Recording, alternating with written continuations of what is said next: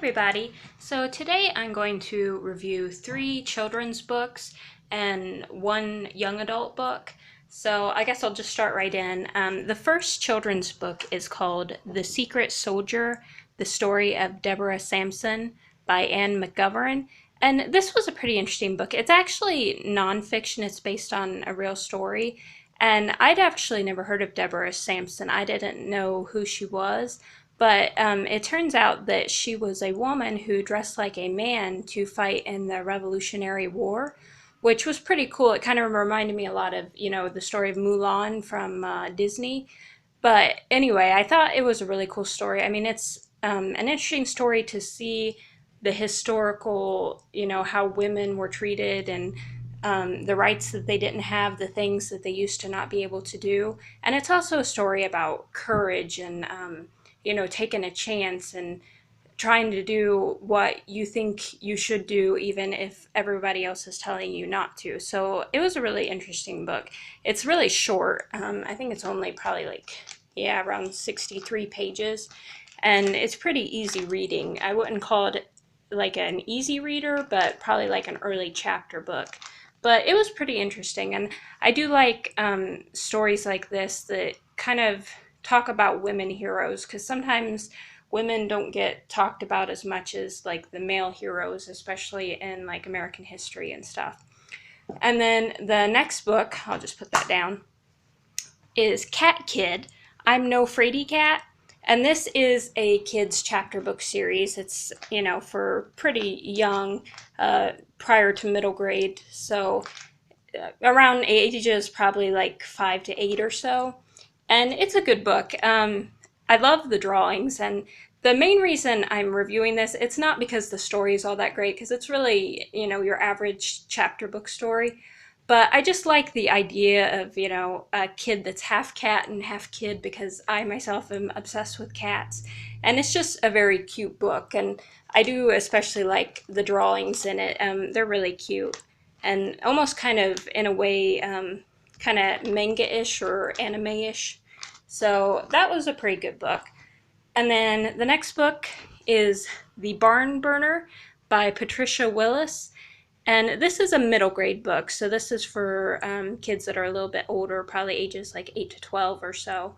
But what I like about this, it's mostly a mystery, but that's not the part I actually like. I mean, the mystery's okay, but what I like is that there was a lot of strong themes of family and the importance of relationships, and it's also set during the Great Depression, and a lot of the things that people went through during the Great Depression, especially trying to provide for their families and trying to put food on the table, trying to find work, all that kind of stuff is really went through in this book, and it's a very thought-provoking read.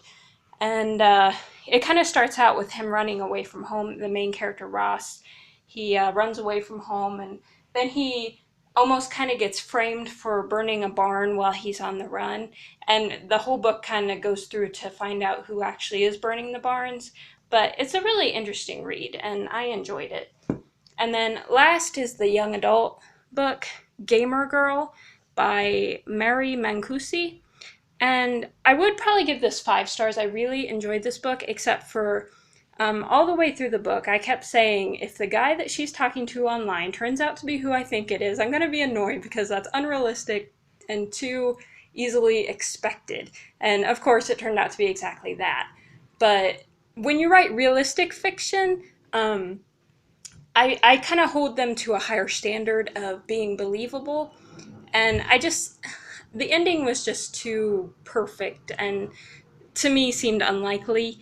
But other than that, it's a really good book. It's about a girl who is going through a lot of changes, and she starts a new school and is having trouble making friends and stuff. So she kind of starts living in a virtual world where she becomes a video game role-playing character, and it's kind of about the importance of not losing your own personal life in indulging too much in online gaming. And it's definitely not anti-online gaming at all. It's not like trying to tell you don't play games, but it's just trying to say, you know, make sure that you take time for your real life friends and your real life family.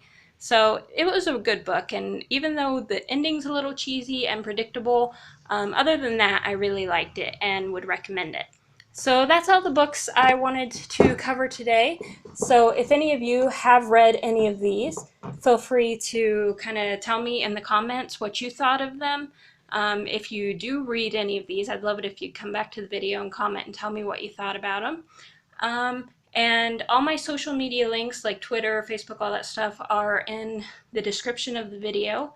I do fan funding, so if you ever want to support this channel in that way, that would be greatly appreciated. And I guess that's it for today, so I hope you guys enjoyed this. And as always, if there's any books that you really love that you would like me to read and review, I'm always open to suggestions, so feel free to make suggestions. I mostly read kids books, young adult books, nonfiction books. I read biographies and memoirs if they interest me. So I read a great variety of stuff, but that's like the stuff I probably read the most. So anyway, thank you, and I hope you all have a good day. So bye.